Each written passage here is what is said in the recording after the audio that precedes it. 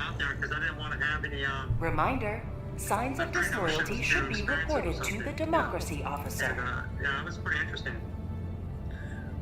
How do they My family has owned this same cabin for generations. Right here to a in place like Superstone Area Park. 51? Let's start off with Area Which is 51, why then I I'm going to choose find out Morgan to on sit Reminder: signs of disloyalty. How I got to Area 51 was like this basically a SG-12 long breaker story assault short. My shot. wife and I were both stationed at Nellis Air Force Base, and in 2006, I got out of the Air Force active duty and went over to the DOE side of the house and got a Q clearance and worked for the Nevada Test Site where I was a security police officer.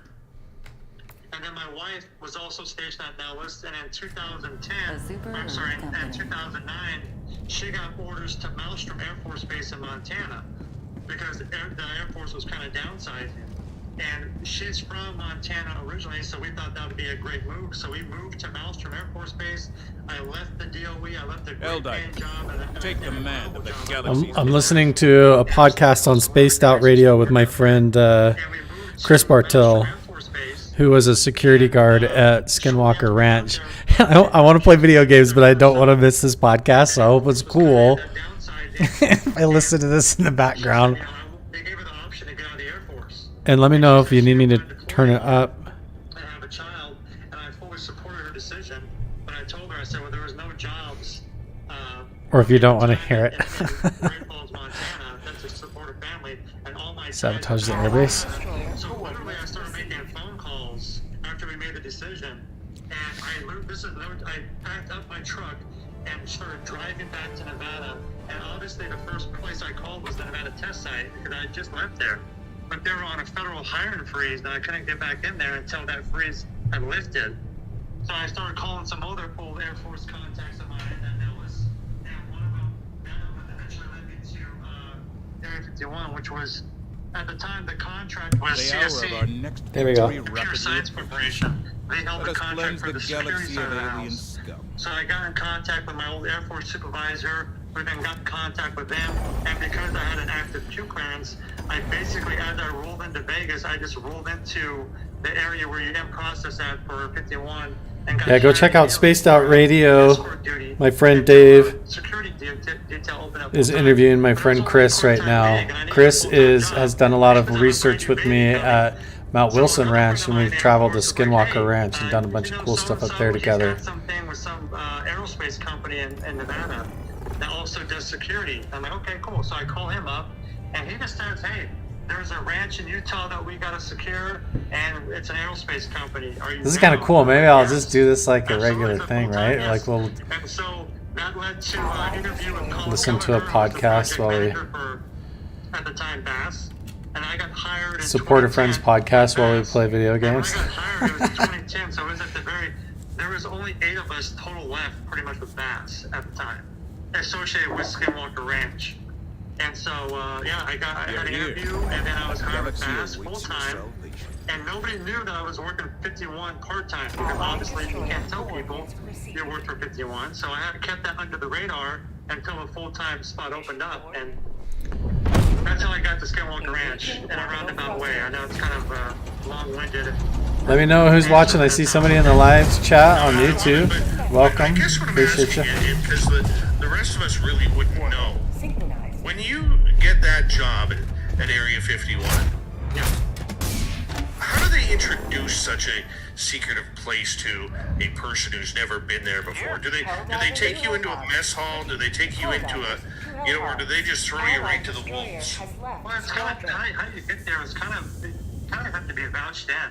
It's about when it comes to that world, it comes down to who you know, really. And so you're already going there with the mindset of like you've already operated in a professional standpoint with the Air Force or whatever branch of service. They most look for guys who are in the prior service out already. who know how to operate, basically. And so you go through in processing, and you go through like an espionage course and everything else, and then eventually you end up.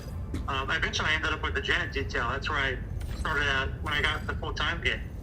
But yeah, you go through interview process, and they slowly kind of Allied destroyer It depends on your background, what you're doing. If you're like, I Let was us cleanse security the out there, galaxy so of aliens. my world was a lot different than other people's world. I didn't really mix with other people. But being security, you got to go all over the place because I think people have this misconception that every time there's a priority level 1 resource or some type of asset, it's protected by human personnel. And everything, from nuclear weapons to special access programs to special aircraft, whatever it is, it's always got a human element that's protecting that from people that shouldn't be in the area. And so that's kind of my background of where I fell into. So I already had an idea of the area because I had worked from the DOE side at the Nevada test site, which is a sister site for Area 51. Right. Make sure to hit the thumbs up button if you haven't already. I appreciate you joining. We're grinding out. I'm actually a lot closer to being monetized than I thought. So thank you all. I appreciate you. I know some of my live streams are a little blurry, but I'm trying to sell my house and get moved to Las Vegas so I can get fiber optic, and that's going to be badass. And they come and give you a $250 fine. They call, I forgot the name. It's been so long, I forgot the county you call, but they come and arrest you. And We're already in a fight. $50 fine. Sometimes it's $500 depending. 9 County, you call 9 County and they come and deal with you because you're on federal property, so it's really kind of an interesting situation, So, you're going to get fined. Hey, you're gonna get 04, you want to take out that base over there? Where you end up at, you're going to get not bagged and tagged, but you're going to be escorted off the property and you're going to be in handcuffs and you're going to be sent to the 9 County Sheriff's Department and get fined and then released. People don't understand that. If you wonder, the area is so huge. There's so many natural wildlife and stuff that there's the whole storm that happened in 2019. It was kind of a ridiculous thing. It wouldn't get anywhere close to a virgin structure, thankfully, because at the end of the day, that place is a location where technology is developed and tested for Americans bring them more for air-powered global dominance. Reinforcing! Oh, no, I hear you. Let's switch over to Skinwalker Ranch here. So you get hired by Cole Callahar, who's on your resume and says, we need this guy here. And I'm curious about that because, how does that go? How does an interview in a place That was a like wild Skinwalker start. Ranch happen? It was interesting because I didn't really But I'm know the alive. details of the ranch, so Like a cockroach the can initial crush interview me. was in Las Vegas, and it was a normal interview about normal Alright, time to get questions my crap about together what here. to do in this situation and what's the difference between this and that and your background and then the conversation switched to basically Colin was flat out just said, are you open to the paranormal? And I was like, what? At first I didn't know how to answer because I had an active Q clearance, and if you say things like that, openly, you can lose your clearance, because back then it wasn't taken very seriously, like it is now. The whole topic now has gone more mainstream, but back then I was very cautious of what to say, but I thought to myself, no, I'm going to be open about it, because I am very open to the possibilities of everything. And I told him I had some experiences, Goldsville, Nevada, and then the house in Kansas. Get your shit together, Carl. And, I didn't really talk about my time in the DOE side of the house. And that was pretty much how the conversation went. I went downstairs, and my partner, who I was serving the Air Force, came down and said, hey, you're hired. And then it was like a month later, not even that, I was moved on the ground in Skinwalker Ranch. Like, what kind of questions do they Get up ask here and use my turret. on a resume or in an interview like that? Besides, it's pretty weird that all of a sudden, Shit. hey, we need to open the paranormal. Yeah, that's kind of how it went down. They ask you normal security questions like, what do you do? Do you have a pet master? What's your property? And stuff like that. But, that's basically the question. Are you open to the paranormal? Come on. What piques your interest into the paranormal? Have you had any experiences? And stuff like that. And I was just open to the whole interview, and I'm glad I was because, my time on Skinwalker has definitely changed who I am now, for sure. Shit. As you went in your life in Skinwalker, as we did about 4.5 minutes ago, Come on. break Oh man, where's my team? Or was it just like, I got a job to do. Where are you guys? This is what I'm going to do. I'm hired to be security, and that's all I'm going to worry about.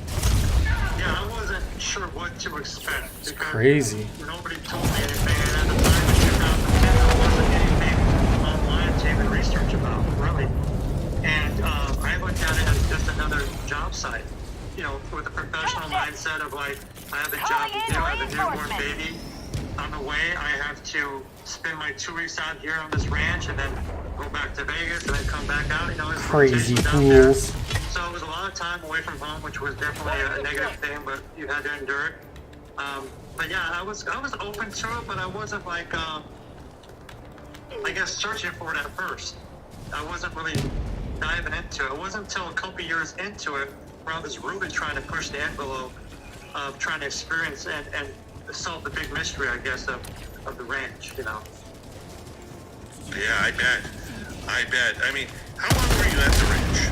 From 2010 to 2016. So you had 6 years of working high strangeness full time. And Okay. Yeah, it was definitely, yeah, that's one way to put it, for sure. And Shit. I would like to get into detail about that because it's very important for people Where's to my understand. backpack? During my timeline, there was Screw only it.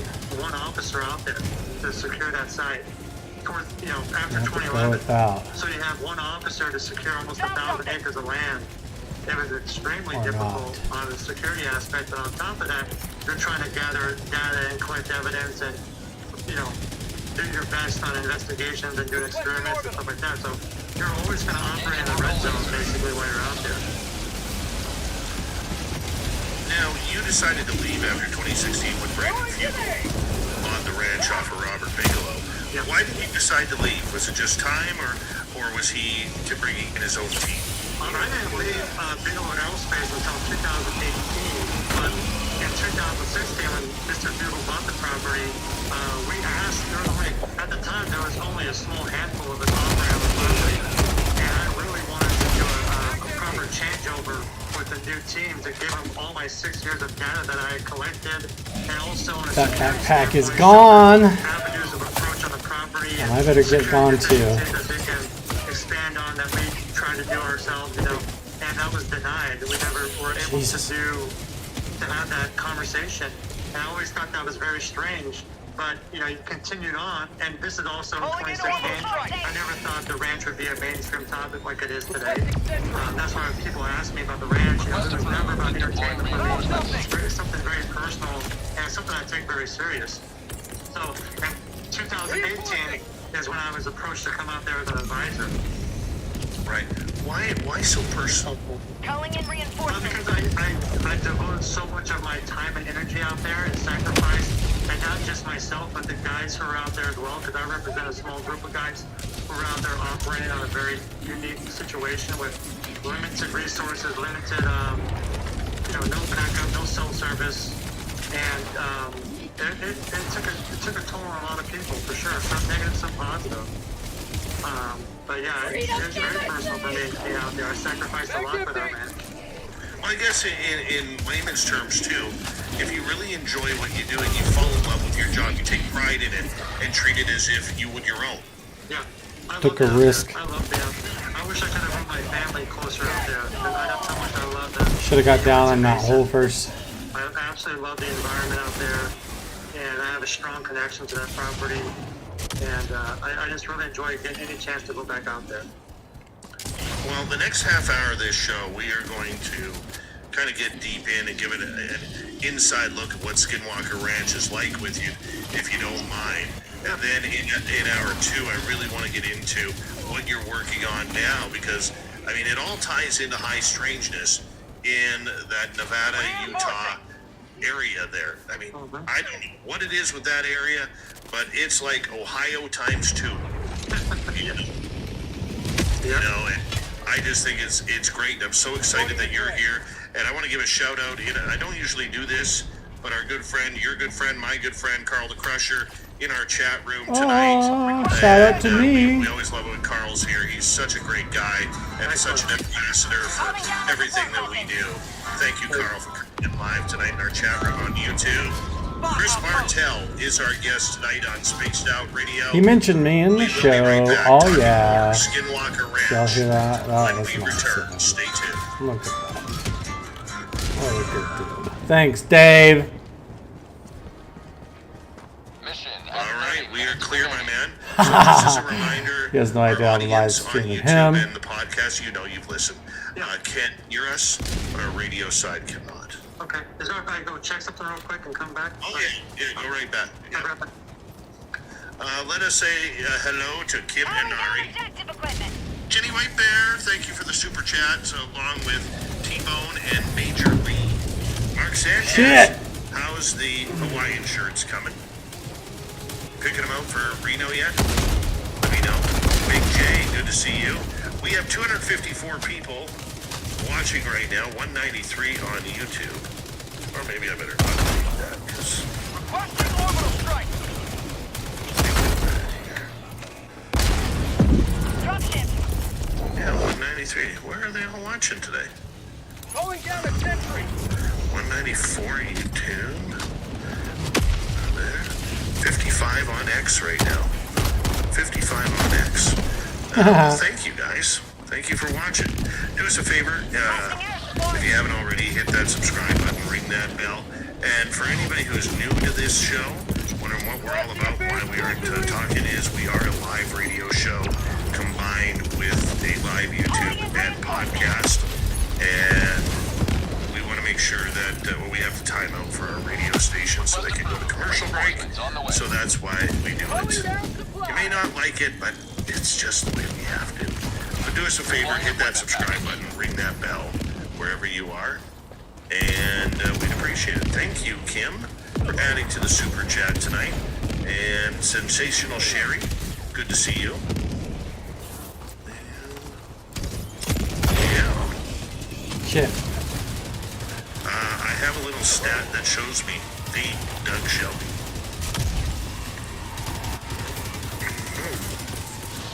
That is awesome. You having fun, Chris? I am. Thanks so much for having me. Oh, dude, anytime, man. Anytime. Hey, sir, how are you?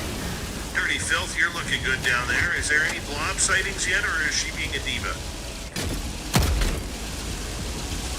She's diva-ing it up again. Yeah. I'm trying, guys. Supernova, how are you? I even had Filth have a talk with Blob earlier today about her attitude. You know, now that she's becoming a star, you know, all of a sudden she doesn't want to come out on time. Filth, how did that conversation go? She's kind of, I think she's getting to the cat cave, to be honest. What did I find? Went downstairs the other night, she's just covered in this stuff. Sample collected. You know, that's all we need around here is a stoned cat. What, Dave? What the hell? They don't follow any protocols whatsoever. Little bit of fame goes to her head. Next thing you know, she's a catnip addict. What? Tagging map. Passed out in the sunbeam. 100 meters. Mm-hmm. Tagging map. Wow. Hi, Vanessa. How are you? Southeast, 200 meters. Here we go.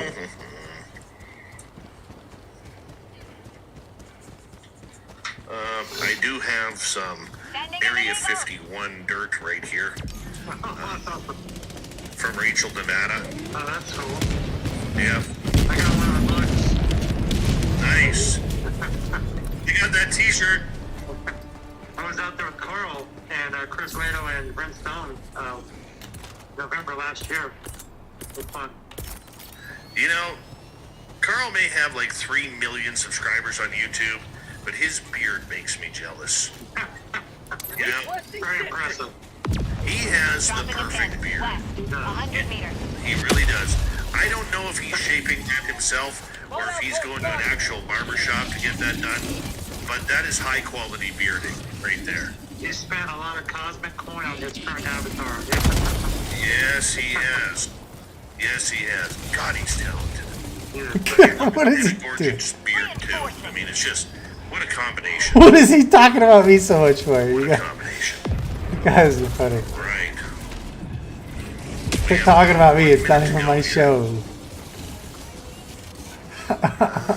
Science blob You tote. guys are funny. All right, let me see what I can do here. shit. Special project team. Yikes. Special project. You mean those stuff I've already put on the store that you haven't paid attention to? Mom has a poster. Mom has a poster, a pillow, and a T-shirt already. Mom. She doesn't even care. No, doesn't care. Doesn't care. All right, guys, we got 15 seconds here. And don't forget to shop at our Spaced Out Radio store. We do not have ugly swag, people. You can actually be appreciative of wearing your Slime Science Blob t-shirt in public. Here we go, everyone.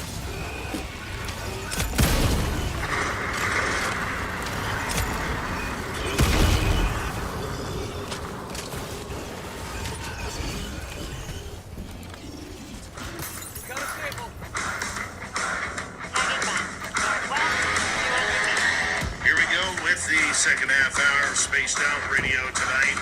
Good to have you with us. My name is Dave Scott. Always appreciate earning your listening ears. Reminder to all of you that if you missed this show or others, check out our free archives by going to youtube.com/Spaced Out Radio. Do old Davey the favor, hit that subscribe button. Our website, spacedoutradio.com. We have a plethora of features for you. Rockin', Bumblefoot, read the news wire. Check out our swag as well. Follow us on Twitter at Spaced Out Radio, Instagram at Spaced Out Radio Show, and on Patreon in the Space Travelers Club. We now say hello to our good friend Chris Bartell, formerly of Skinwalker Ranch, Area 51. If there's something you need secure, hot damn, he will be at your Don't telling me I'm out of bounds, is it? Thank you for being here, my man. Yeah, thank you. I appreciate it. All right, before the break, we were talking about, you joining Area 51, or pardon me, Skinwalker Ranch, and, some of the questions they were asking you in your interview and everything, and then they just kind of let you go and do your thing, which is patrolling literally 1,000 hectares of land, or acres of land, pardon me. And you gotta do it on your own. There's nothing stopping anything from skinwalkers or UFOs, cattle mutilations from actually taking you away. Dude, that had to be scary. Holy shit! The first year, Run! I'm not gonna lie, it was definitely scary. It was definitely a lot of times where that hair in the back of your neck stood up a lot.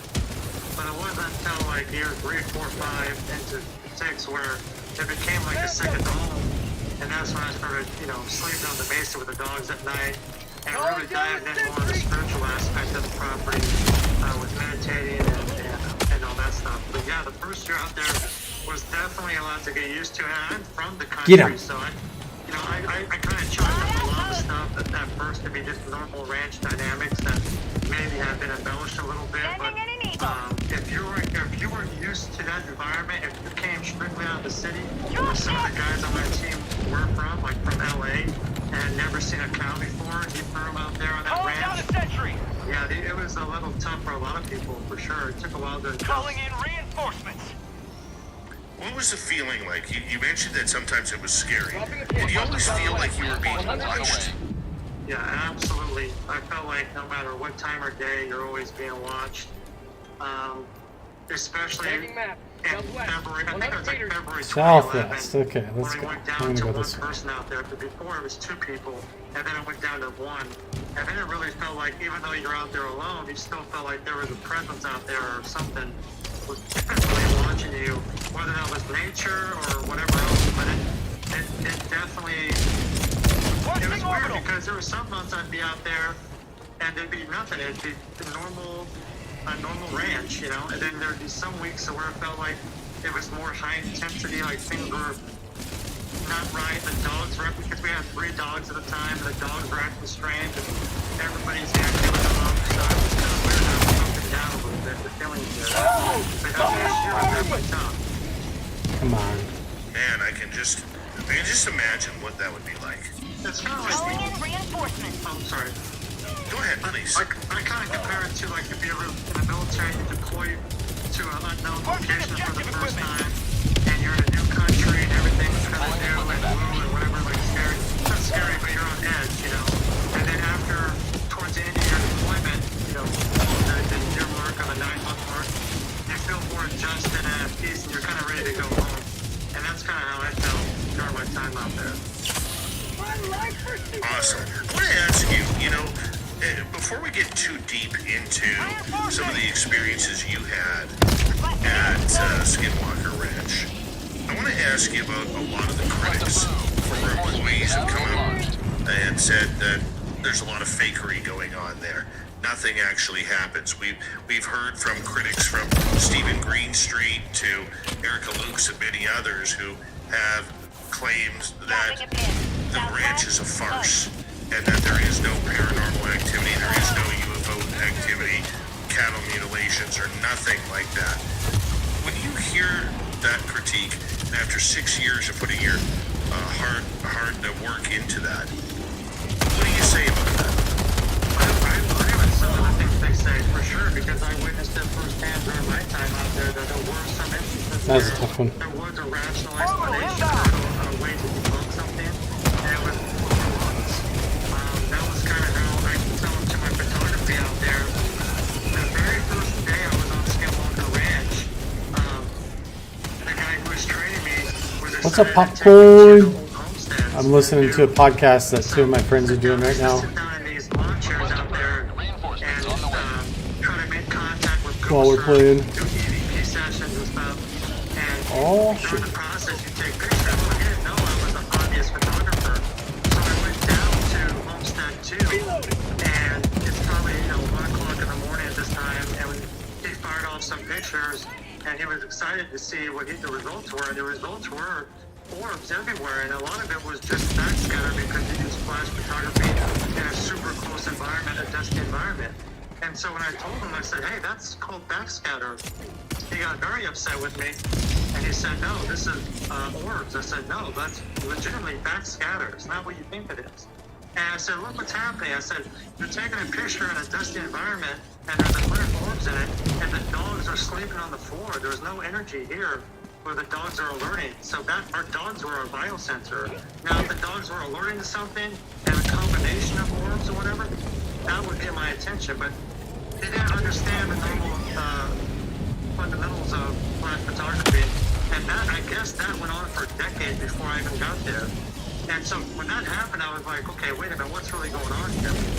So the first week I was on the ranch, I really wrote the whole place off as just a bunch of city boys being scared in the dark. Really, I did. It wasn't until the second week I was out there where I had an experience myself with another officer that kind of caught my attention. And said, okay, there is something else going on out here. And then throughout the years, I had experiences, and it always happened when you least expected it. You weren't expecting for something to happen. You're doing a normal routine, and you would see something. And I did see 2 times orbs, I guess you want to call them that. And I thought they were actually trespassers on the property with flashlights. When I got to the area, there was nobody there. So it was very strange.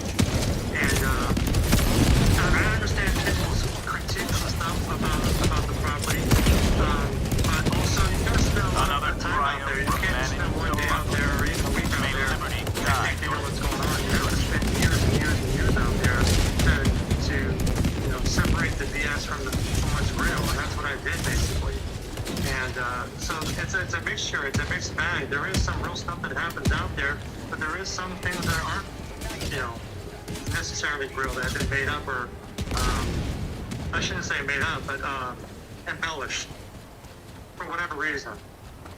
Evil robots And now, yes. You know what? I think that's a fair assessment. I think that's a balanced assessment. Yeah. I think, because in a strange way, I have no idea what happens out there, but I know that former friends of mine had a little 10-acre hobby farm. And the high strangeness that was there, we called it the mini Skinwalker Ranch, but no, pardon me, we called it the mini East City Ranch, because every time we would go there, something would happen. Yeah. Whether it was ghosts or UFOs or Sasquatch in that area, and it's weird how the phenomenon just seems to stick to that piece of land. And you don't know why. Yeah, that's weird. And at first, the first year I was out there, like I said, we did a lot of EVP sessions. We even did a remote viewing experiment out there. We did all kinds of stuff out there to try to do the basic Ghostbuster stuff. And it wasn't until 2011 when I was out there alone where I was kind of more connect to the property more in a spiritual aspect, where I started to realize what was going on out there. And for me, you know, the 6-year investigation that I conducted out there personally led to the conclusion that it's all based on the indigenous history out there. That's right, Chris. The indigenous history is where it's at. Skinwalker. Naturally displaced Yes, the sir. environment, and some of the negative blowback reported throughout the years is the result of trespassing on some of these hallowed grounds. It really is a location where there's a lot of history there, and some of the artifacts I found on the property validate that, and also the locals talk about very openly about the property and how it's considered cursed ground. So there is a mixture of that. And on top of that, I didn't know about the magnetic anomalies until I met James Keenan, and he found 3 or 4 different separate magnetic anomalies in that certain area. So it was interesting to find the magnetic anomalies also close to the locations out there where there was an abundance of artifacts. And some of the artifacts I discovered out there go back 8,000 years ago. So for 8,000 years, there was people in that area for either spiritual purposes or it was good hunting grounds or whatever. But there was people out there that enjoyed that area or lived there for a long time. So that was my. Well, I actually had a topographical map of the property after the 6 years.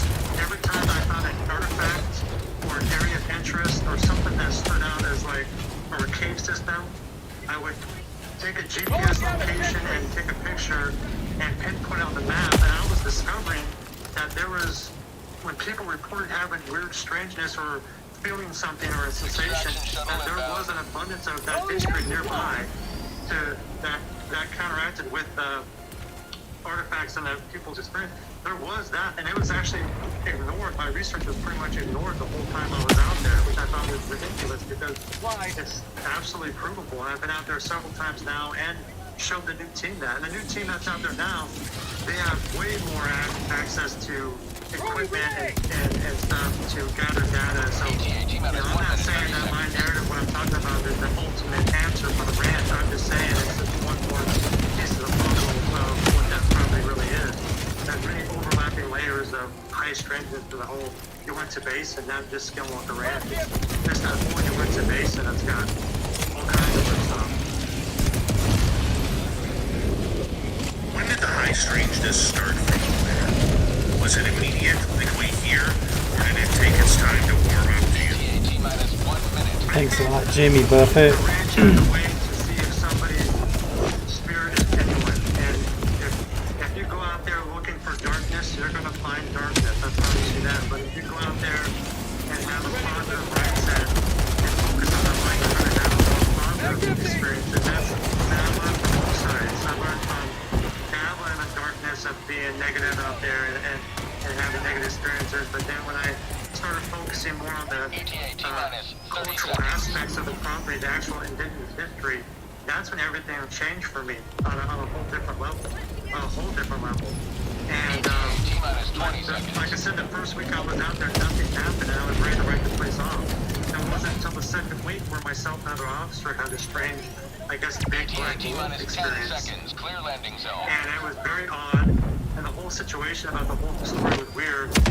And even to this day, I think about that incident every single night. This is about Pelican what 1. was I have going visual on the And extraction that's zone. when everything kind of changed for me. And Thanks, Popcorn. Pelican 1. Have a good night. and other people with their experiences, it's hard not to rule out the history that's out there. Right. Okay, so you saw many things when you were out there. I don't know what they are. I would love for you to share it for our audience what you actually saw out there. What was the strangest thing you saw? The strangest thing I would say would be the wolf experience that we encountered in 2010. At the time, there was 2 officers on the property, myself and another guy. There we go. Go back on a morning run and discovered these large canine footprints. That was tough. We must have been playing on a more difficult level. It felt hard. The prints appear around 2 feet. There was a 3-foot stride in the span of the print. And the prints were about 4 inches wide and 5 inches long. And so it was a big canine. And at the time, we had 2 big black labs and a border collie, and the prints dwarfed our Labrador's print. So it caught our attention that it wasn't just a normal coyote track. This looked like something bigger. And so that night, we made notifications. Hey, we found these strange tracks. Couldn't be explained, probably, but hey, we're going to try to investigate further. And our whole mindset was trying to capture this wolf or whatever it was, because this was back in 2010. The ranch was not a mainstream topic. It was just us out there trying to figure it out. And so that night, we set out to collect data and get photographic evidence of this animal. And so we went out all night long making makeshift campfires with the dogs. And we noticed the dogs were acting very strange all night long. They were right next to us, clinging, when normally they'd be out trying to catch rabbits and stuff. So we knew something was up. And it was probably about 3 o'clock in the morning. We started walking back towards the trailer, back to Homestead 1, because we lived out there, obviously. And it was about time we'd been out all night long, and we were pretty exhausted. And we started walking, we started backtracking our steps from that night. And we noticed those wolf prints behind our prints. So this thing had been following us the whole night long, and we never saw it. So at that moment, when that happened, we both were like, okay, it's serious now. So, white flashlight, there's no need for a tactical situation here. We need to get back to Homestead 1 because we feel like we're being stalked, literally stalked. And so we were walking around the bend, which is now called the Triangle. Back then, I didn't know anything about a triangle, but we called it the bend. And it was in October, so the ditch that runs to the property was dry. A little bit drivable with it. Not like running water through it, so it was dry. And to the south is a giant field, and to the north is the mesa. So we're in a location where whatever's following us is going to be exposed here in the next 100 feet. And I'm maybe about 50 feet ahead of my partner, and I'll never forget this because it replays in my head every single night. It was a full moon night, and the clouds were coming over the moon, and it felt like when that happened, that the energy just sunk, like time stood still, and it felt like time was compressing at this moment. And he said, "Stop, I heard something." And as I'm turning around, which felt like an eternity, turn around and say, "What?" Out of the ditch, we hear this god-awful, guttural howl growl. I mean, it's something I've never heard before. And we see this black wolf jump out of the ditch, land on the road, and travel west. The 3 dogs we were with ran after the wolf, or large canine, whatever it was. We ran after the dogs because we thought if the dogs tumble with this big animal, Short stream